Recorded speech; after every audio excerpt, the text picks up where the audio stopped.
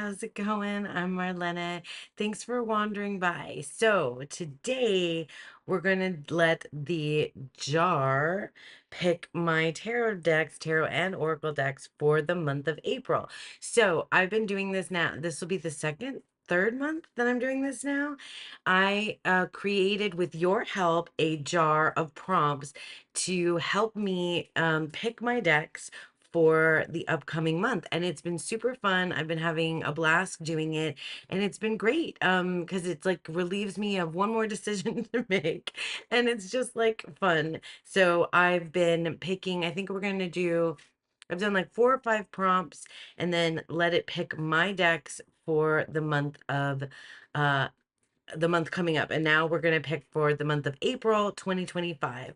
And I'm hoping, because I have a list in front of me of the 25 decks that I want to use in 2025. So I'm hoping that one of the prompts or several of the prompts leads me to one or several of those decks, which it has so far already. So I've got my basket, and what I'll do is I'll read the prompt to you, and then I'll have a think, and then I'll run over to my shelves, and then I'll come back with some options for that particular prompt, and then we'll narrow it down. So that's what I've been doing.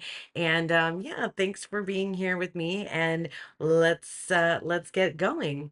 So we'll just, oh wait, we gotta shake her up first. I always forget to shake her up. We'll shake her up, and let's see, pick from the bottom maybe. Okay, this is the one. This feels like it wants to be here. So the first prompt is da da da da, a deck with a possum in it. A deck with a possum in it. Well, it's gonna have to be one of my animal decks. So let's go.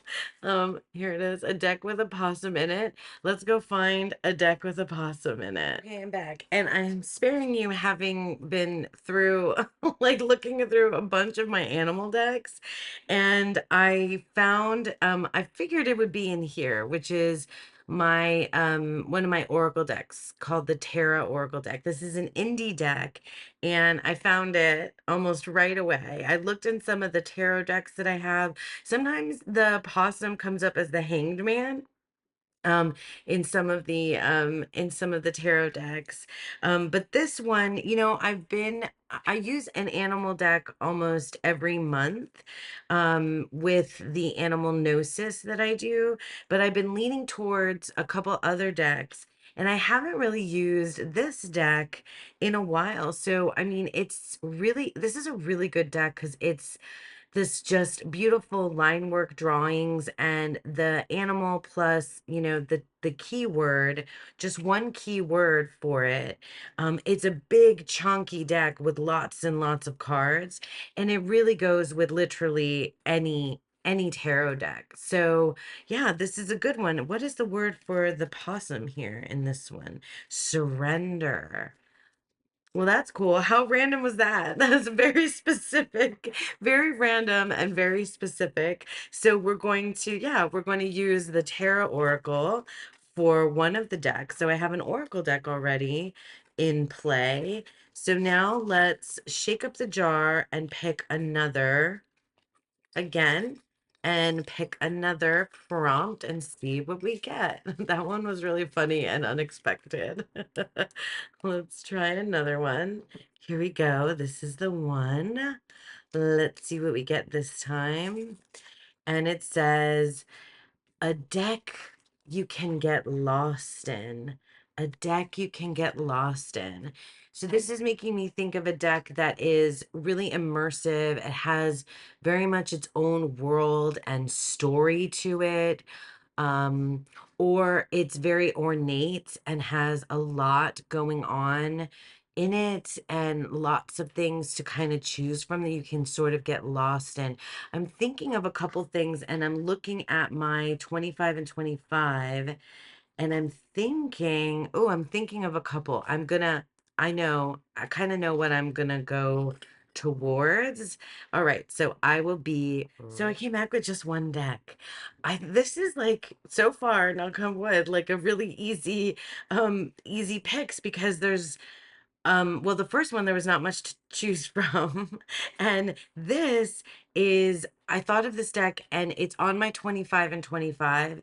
And it's a deck that I've been meaning to work with, and it really fits the prompt. This is the Voyager Tarot. S- Excuse me. So this is like, I don't know, the OG, the granddaddy of these collage decks. I think it's one of the first of its kind, if I know my tarot lore. Um, let's see. Like it's glossy, so it's hard to see here, but look at just how much is in each depiction. There's a lot going on in this collage, just a lot. It feels really immersive. This one is like slightly more minimal, right? The death card. Well, that makes sense for the death card. But I feel like getting lost in this deck is what has kept me from using it as much as like other decks that I have in my collection. Look at this. The Five of Wands, and it has keywords too. Um Wow, there's just so much. And I feel like you can't pull many cards with this deck. It's really just you can get so lost in all the little different things that are in there. The layers. Look at this 10 of Worlds, which I don't even know off the top of my head what suit that is. Will you look? I mean, wow. Yeah, I think this is the deck to get lost in. This is the deck to get lost in. And I feel like this, this green, what do you even call this green? This, I have no idea. But this green border, I feel like works for right now for me as well. The Woman of Worlds, Three of Worlds. Look at all the stuff in here. I just feel like, yeah, there's so much to immerse yourself in. Like you can definitely transport yourself into these cards. I think I'm going to enjoy this. It's very maximalist. It's very maximalist, which is interesting that that's something that's like calling to me right now. But yeah, I think I want to, and here's the backs. I mean, many of you have already seen the Voyager Tarot. But yeah, it's a voyage to get lost in. So I think yeah, that works for this particular prompt. So let's pick another one. Okay, here's our jar. Let's shake her up. Shake her up, shake him up, whatever. Let's shake it up and get a new prompt. I keep wanting to pick from like down in the bottom here. Okay, so we've got our prompt. What is it this time? I've folded these up so teeny tiny. Okay, here we have oldest deck by published year. Oldest deck by published year? My oldest deck by published year. Well, I mean, the oldest deck by published year. Oh God, I don't know. This one's gonna be kind of hard for me to figure out. I think I'm gonna have to go to my spreadsheet. Okay, I'll be back. Came back. I have a few options. Now, the Smith that I have of older decks, so we're talking like some OGs, right? So the Rider Smith that I have is a Centennial, and that was published, even though it's like the Rider Smith is the oldest, it was published in 2009. So that one took it out, the Centennial version of it. So I have a couple. So like I have the Morgan Greer, and this one is from 1979. Yeah, this is published 1979. The Morgan Greer, and that's the year that I was born. I love the Morgan Greer. I mean, you've seen her. She's amazing. I love this deck. I have the little tin one in my bag that's like just lives in my bag. I haven't used it in a while though. It's just sort of been like living in my bag. And these are the backs. But I have an older deck. I have two older decks, but I feel like I want to choose from these. I don't know if I want to use the oldest because, well, okay, I also have a greenie and I have a Thoth greenie that this one is 1978. I haven't used my greenie in a while. When I've been using Thoth, I've mostly been using the trimmed version that I have. But this is a 1978 greenie.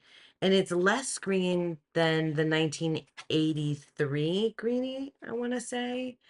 I kind of really want to use this greenie now that I have this prompt, but it isn't actually the oldest because I mean, you guys have seen the sauce.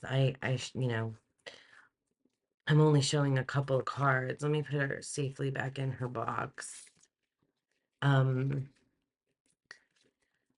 the oldest deck though, I think this is the oldest one. I didn't dig that much deeper in, but this is the Aquarian Tarot, and this is from 1970. So this is actually the oldest deck that I have in my collection. I'm pretty sure. I'm pretty sure. I didn't take too long to look through things because I'm not sure about some. Well, I have decks from that I inherited from my mother-in-law. I don't know if the I have a hoi polloi, but it is not really usable because it's just so beat up. Um, this one is the one. Do I want to use the Aquarian Tarot right now, though? This deck is not, I'm not always in the mood for this. And I really am always in the mood for Thoth. I think I might kind of just go against and use the second oldest. I'm really not feeling Aquarian Tarot right now. Although I do love the stack, but it's just, yeah, I'm not really feeling Aquarian right now. I think I want to use my greenie, and this is a good excuse to use my greenie this month. So I think I will go ahead and kind of cheat a little bit on this prompt and use my greenie, which was published in 1978. Okay, so that's the third prompt. We'll do maybe I'll see how I feel after the fourth prompt if I want to do another. Let's shake up this jar again and pick another prompt. Oh, okay. Let's see. What do we got? We have this one. Okay, this one's small. Let's see what she says. A cozy deck. I feel like I had this prompt already. I think I'm gonna just put pick again. Let's pick again because I swear I think I've had a cozy deck already. I reserve the right to do whatever I want. Okay, here's another one. Okay, so it's too soon to repeat prompts, right? Okay, here's another one. We have a deck by an Asian or European creator. A deck by an Asian or European creator. Ooh, I'm going to have to hit the spreadsheet for this one. A deck by an Asian or European creator. Okay, all right. Pause. I'll be right back. I immediately thought of one deck right away, and I think it's also because it's on my 25 in 25 list, which the Voyager Tarot also is, and it is this. It's the Yonasa Yaos Tarot, the 7th edition, edition siete. Yeah. Yonasa Yaos, and I think I'm saying Yonasa Yaos correctly, is from Galicia, which is in Spain. I think it's in northern Spain. I've been to Spain. I have family in Madrid. I've been to Spain, but not to Galicia, and they speak a different they speak a different language, Galician. So it is like Spanish, but not Spanish. So yeah, this deck, I haven't, I haven't really used it. Like I have, but I haven't. I don't know. It's hard to explain because I know that I've tried to use it, but I hadn't felt like super connected to it. Um, and yeah, so Jonas Ayaus is definitely a European creator, from Galicia. And this is a good time to use this deck. I think these colors are good for this time of year. Um, I think it'll pair well with some of the things I have going here. Um, and it fits the prompt, and it's on my 25 and 25. And this deck is a kind of like non-traditional Marseille deck. And I know that her guidebook is really heavily influenced by, oh, I can't think of the name, but by a Marseille tarot deck creator as well. Yeah, this is a beautiful deck. And it's looking great on here because it is all matte and not glossy. So, all right, I think yeah, this is the time to use a deck by an Asian or European creator. All right, so that's 4 prompts. I think we are going to pick one more because I think I want one more. I think I want one more prompt. I think I want to add one more deck to the stack. Now, of course, this is not like all of the decks that I'm going to be using in the month of April, and I might not even use some of these depending on how things turn out. So let's go ahead and just pick one more. This is an interesting lineup this month. It's really like interesting. Last month, I feel like the prompts led the decks to kind of be connected with each other, and these feel like not as connected. Anyway, here, I picked a prompt. This one's we. Okay, or maybe not so wee. Okay, I just folded it up. Okay. Ooh, an earthy deck. An earthy deck. Maybe I want to grab another oracle. An earthy deck. Earthy decks. Oh my gosh, I'm thinking of like decks that have lots of browns and greens. Earthy deck. An earthy deck. See, I feel like I don't have a lot of earthy decks, but that might not be true. Because I'm an air sign, so I'm up here a lot. I struggle to feel earthy. Although I do love like flowers and animals and like imagery like that. An earthy deck. I'm thinking, is it going to be like one of those like the Druid Craft is an option? There are options, but I might come back with just one. Okay, we'll see. Let me go to my shelves. An earthy deck. I grabbed 2 decks. I was trying not to think about this too much, to overthink. And so I grabbed an Oracle deck and I grabbed a Tarot, and I think probably I'll keep them both in the mix. Sorry, I'm just closing up my notebook here.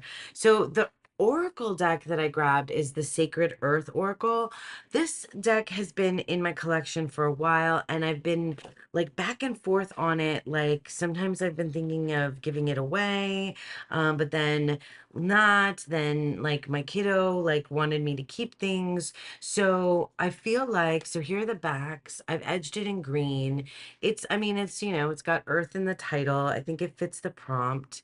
The thing about a deck like this is that it has a keyword that I'm not sure, like my problem is always that I'm not sure how that keyword fits in with the image that I'm seeing, but maybe it doesn't matter. I think this might work well alongside the Voyager Tarot.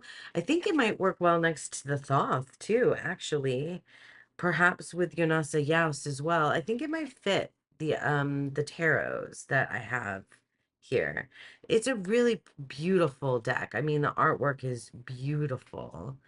Yeah, I mean some of the images I like better than others. So we have fortitude, but like I'm not sure how all of that stuff is fortitude. Although it is definitely very earthy, right?